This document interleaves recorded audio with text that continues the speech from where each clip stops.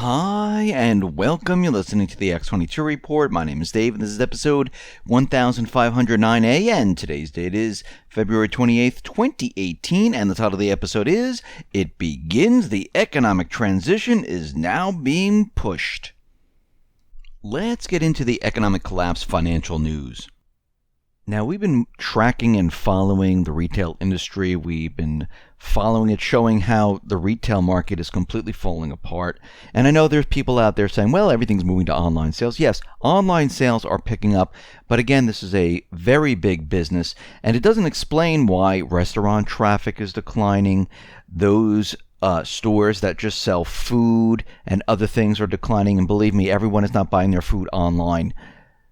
And why are the discount shops doing a lot better? Why are they popping up? That is because people are not making as much money. People are losing their jobs, and they can't afford the expensive merchandise. They're looking for discounts. This is why Macy's decided to go in a completely different direction. I mean, think about it. They have an online presence. Why didn't they say, listen, we're going to be closing all our stores and we're going to just sell online, just like Amazon. And this way we can reduce our costs and it'll be great. No, they decided, let's push forth a store that is discounted called Backstage. Now, Backstage is going to be like TJ Maxx, Nordstrom Rack, and it's going to sell Macy's brands at steeply discounted prices, up to 80% off. Think about this for a second. Why are they doing this? They're opening a brick and mortar store, but it's going to be a discount store. The reason for this is because they are realizing, and they're never going to admit this, is that the American people, they just don't have the funds to go out and purchase the expensive items. They're looking for discounts. Yes, they want the nice merchandise, but they don't want to pay the obscene prices. And this is why you see a lot of discount stores starting to open up. And they're starting to overtake the regular stores where they're selling everything at the high prices. If you actually look at the stores that have been closing down, these are all the high-priced retailers. And the people, they are saying, listen, we can't afford you anymore. We can't go out and pay those prices. Even online, when you go to Amazon sometimes, they don't always have the lowest prices. And a lot of times you look and you say, you know, I'm not going to pay that. I'm going to go someplace else because I'm not going to pay that amount. It's too high. And you can find the same exact thing someplace else a little bit cheaper. Sometimes Amazon does have it cheaper and you purchase it from there. And it's not because, I'm just going to shop online. People are looking for the cheapest price, and this is why we're starting to see a lot of these discount stores starting to open up, because retailers are starting to realize what's going on now. They're never going to admit that the economy is doing poorly. They're never going to say, hey, the economy is, doing terribly. This is why we're opening up discount stores. This is why we're closing our expensive stores, and this is the way everything is moving. They're not going to say this. But you could see right now they are following the trend. We see the housing market is a complete and utter disaster. We see existing home sales. They have disappointed. Pending home sales have just collapsed. This is the lowest since October 2014. And we see right now pending home sales, they plunged by 4.7% in January, below the 0.5% expected rise in sales. This is the biggest drop since May of 2010. And the National Association of Realtors, they're out there trying to convince all the home buyers and sellers that this is nothing but an inventory issue. But that's not what it is. The everyday person is sitting on the sidelines. The everyday person doesn't want to spend the high prices in retail. That's why they're going to discount stores. The everyday person doesn't want to go and spend a lot of money on the home because they just can't afford it. They can't get a mortgage and they can't make those payments. This is what is really happening right now. And we can see right now, as interest rates start to rise, as they are rising, this is going to be a bloodbath. And we can see right now the Fed wants to raise rates once again. Actually, they're talking about 4 more times. This is a recipe for a disaster. We've seen this before. back in 2006, 2007, when they started to raise the rates. Housing started to decline, everything started to fall apart, then they lowered the rates very quickly. This is exactly what they're doing. They follow the same exact steps over and over and over. We saw already that the fourth quarter GDP, yesterday we mentioned it, where they lowered it from 5.2% all the way down to 2.6%. Well, they lowered it even further down to 2.5%, and I believe it's going to drop even further. Now, of course, they're going to manipulate it later on. They're going to make it look like it's much, much higher than that. And we'll look at the numbers at that time to see what they've done to push this up. And then after, a month or two, they'll go back and revise those numbers back lower where they were.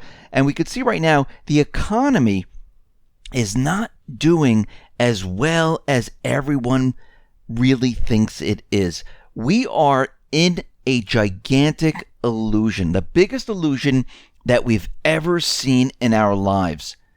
And the central bankers, government, they figured out a way how to keep everyone in this illusion by manipulating everything.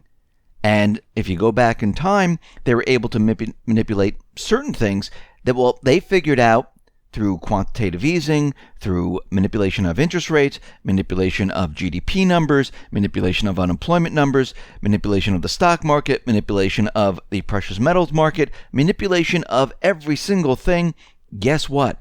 They created the illusion. The reason why they created this illusion and they had to keep it going for so long is because this is the end game. This is the last part of the fiat system. It is at its end stages, and this is what they do when they're getting ready to transition. Now, I've been talking about this where we're going in two different directions here. We see the report from the SEC where Bank of America said that cryptocurrencies is a threat to their business. JP Morgan came out and said, yes, same exact thing, threat to our business. We don't like it whatsoever. They don't like it because it goes against their fiat system, their currency system. And if people go the cryptocurrency route, you don't need these banks. There's no reason for them. Actually, most of them are money laundering operations. Most of them are complete criminal enterprises. And actually, when the time comes and we see what is really going on, we're going to see that all these different banks and all these different structures, part of the central bank, well, it's one gigantic criminal enterprise. Now, the central bankers, the deep state, they haven't given up. And we can see right now the transition is going to be going in two different directions. And where we end up, well, that all depends. Because we see U.S. Treasury Secretary Steve Mnuchin right now is out there saying, listen, we are still up to joining and returning to the TPP. Now, remember, they want, and I'm talking about the central bankers, those people who want a one world type of government, they want the TPP. And a lot of people don't understand what I mean by this. Remember, the TPP, this is something that Trump shot down. Mnuchin, I don't believe, is part of the Trump team. He's a deep state operative. He's a Goldman Sachs boy. And we can see right now that every time he comes out with something, Trump comes out and corrects him. I think what they're trying to do is they're trying to push the idea of the TPP once again. This is what they do in the corporate media when they want something done. They have these individuals come out and they start to tell you what they want. And this is exactly what they want, because remember, the TPP was supposed to put a court system above the government entity in every single one of the countries, and the court system would overrule every single government. Plus, the TPP was prepping the United States to become a third world country. They were bringing in a lot of these illegal immigrants. Well, there were many different agendas associated with this. One of them was that they needed low-paying workers here in this country. Why? Because when you set up a one world government, a transition into this type of an economy, you don't have the United States at this level and another country at a much, much lower level. You bring all the countries to the same level.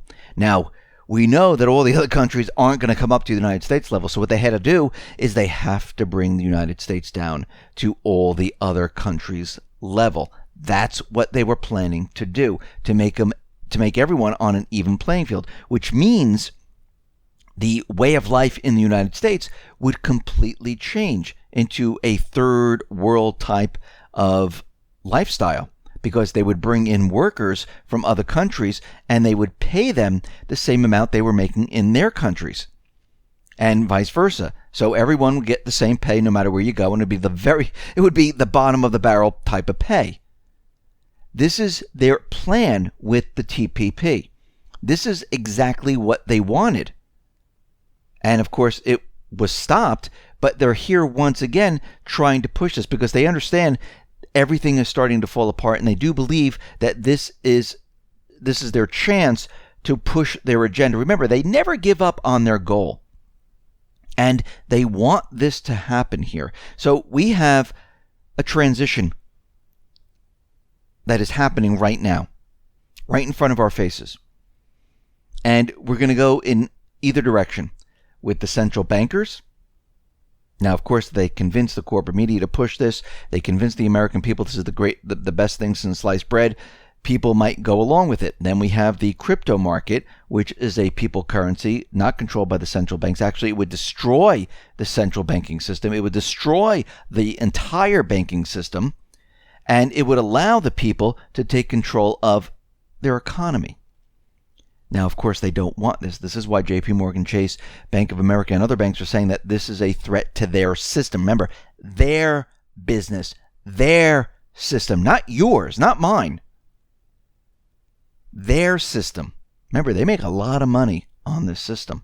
Central banks make a lot of money. That's how it's designed. So they make a lot of money. And when I say money, I don't mean the printed dollars. I mean real assets. They steal real assets. So here we are. We're in this transition. Mnuchin is making the play right now, trying to push the TPP. And we can see at this point, they understand that we're heading towards this fork in the road.